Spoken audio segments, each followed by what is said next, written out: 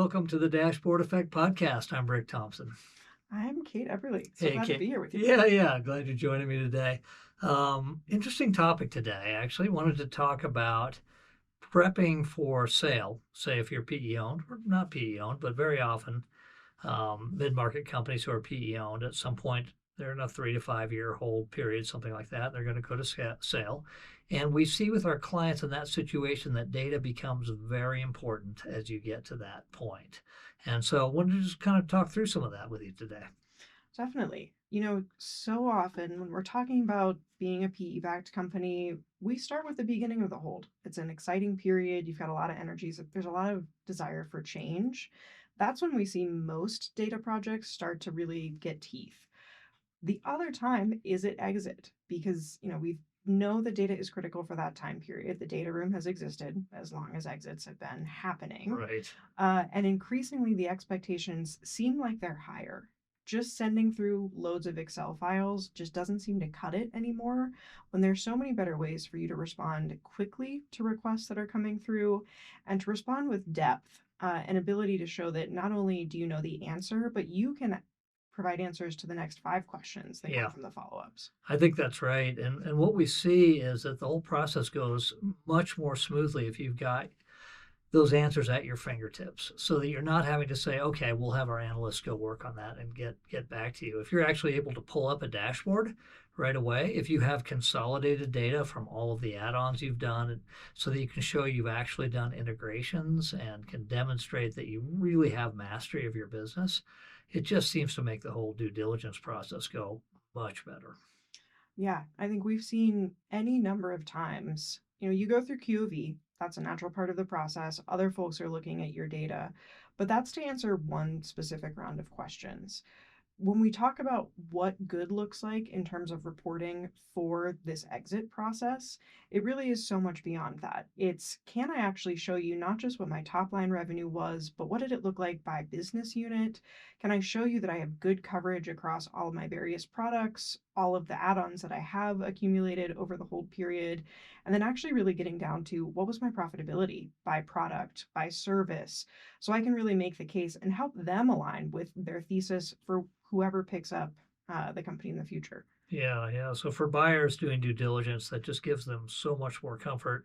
I've heard from investment bankers that it actually can meaningfully either compress the sales multiples if you don't have your data house in order, or improve them if you really do, or at least not have to have the argument of why they want to, cram it down a bit. So yeah, it's really important. So what we're finding is you need to start on that journey earlier than you think. You probably want to be at least a year out from when you're going to market, because you're going to find things probably in your data environment that need some work, some consolidation you haven't done, or some reporting area that hasn't been done yet, those types of things.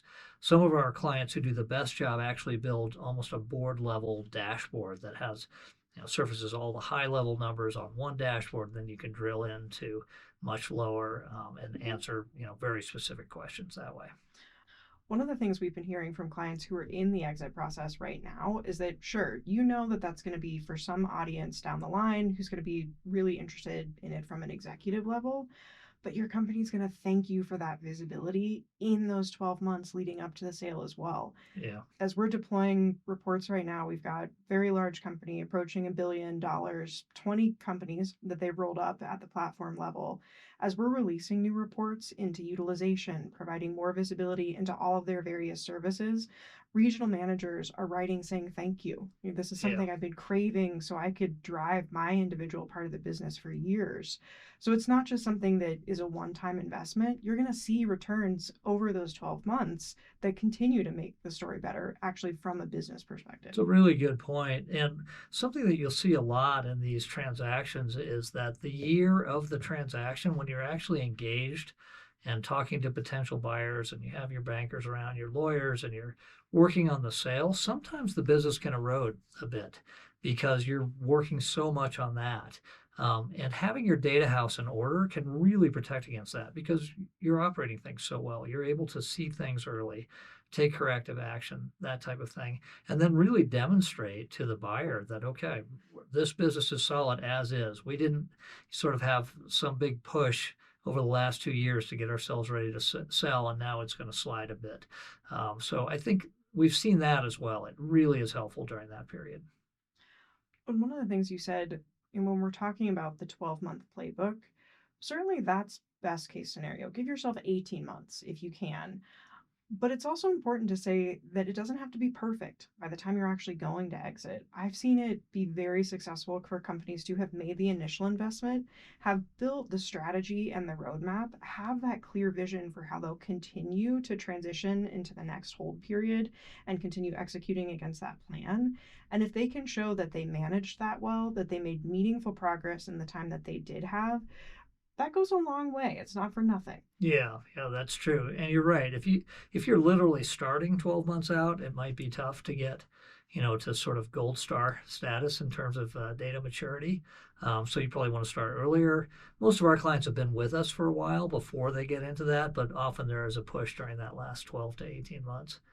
I think something we're seeing now too a lot more is that buyers are wondering what the AI strategy is at these companies. And in order to have a good AI strategy, you've got to have a good data strategy. So a good data lakehouse or even an older style Kimball data warehouse, but something that will support all of the agentic work you want to do, natural language query work, those types of things. And so you have to have your data house in order for that. We're actually now building what we're calling a platinum layer on top of the medallion architecture, sort of the bronze, silver, gold. Traditionally, we're adding a platinum layer, sort of an AI schema that makes it really easy for AI agents and LLMs to be able to infer information about the data structure so they can give good answers. And then adding context, markdown files and things to that as well. So having your data house in order really makes it much easier then to go ahead and do that platinum layer and be able to show, hey, we actually do have a strategy. We actually have useful use cases that we're doing with it now too. And so you can't really do that with messy data or incomplete data. I guess you can in certain areas, but if you want to show a complete picture, you really need to have that. Yeah. You beat me to the AI plug. I feel like it does come up on every podcast now, but Yeah. it's true. So you were just telling me about a client, gosh, this was 2 or 3 years ago. They were deep in the exit process. I mean, we were answering questions on weekends, late into the night. Yeah. Um, really, we were being paid so that we could be that Doing responsive. emergency work. Yeah. Oh my gosh. Imagine if instead of keeping a full team ready to run those queries, get decent looking reports in place, you were plugging that into an LLM, getting the initial result back, doing a little bit of your own due diligence, and then shipping that off. Yeah. That's what the platinum layer gets you. Yeah, exactly. Well, we'll have more to talk about on that in coming episodes. Actually, we have some demos to show on that too. It's a pretty interesting area, but having that foundational data layer really just opens up so many possibilities operationally. Quality of your data and operations for the buyer of your company to have confidence and not be pushing back on maybe what you had initially talked about for value, those types of things. And then the AI story, you actually have a real AI story. You're actually making progress towards it. You probably have things in place already. So Yeah. As we think about where to leave some of these folks who may be getting ready for exit now, maybe saying, well, I've got some of this, I don't have all of it. The one thing that I would really invest in if you maybe had less than 12 months or you were working with a really constrained timeline is drilling in and making sure not only do you have trended revenue, but really being able to show that profitability by customer yeah, and by SKU. That may involve combining data from your ERP, potentially your CRM. That's potentially a really nice high value place to start to get the rest of that data strategy sketched. that's right. And it's so important that it's consistent. One of the things that happens when you're putting that together for a buyer in spreadsheets is that then they'll ask for other data later and it may, you may make a little mistake and it may not be consistent. Whereas if you're pulling from your data lakehouse and have good measures, good KPIs, a true medallion architecture, it's just consistent the whole way and you don't have to explain that. So yeah, it's a good point. All right. Any other points you'd like to make? I think the past few years, it's been an interesting market in terms of exits. We've seen ebbs and flows depending on the industry. I'm sure to some degree it's always been that way. It seems like the past Yeah. 2 years have been pretty rough. Yes. But I do think it's a good opportunity if you find that your hold period is being extended, that you're just not prepared to go to market yet. Start thinking about this data strategy piece and how you at least make a little bit of progress and start telling the story soon. I think that's right. Yeah, it's good advice. All right. Well, thanks for joining me. This was great. Yeah, I'll thanks. talk to you soon.